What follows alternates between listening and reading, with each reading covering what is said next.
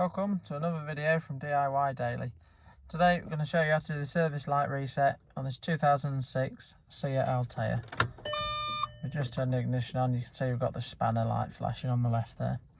Now all we're going to do is turn the ignition off.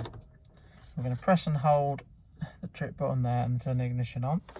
Let's do that. Great.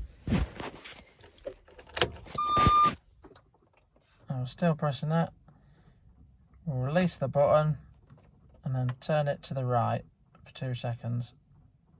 And then let go. Turn the ignition off.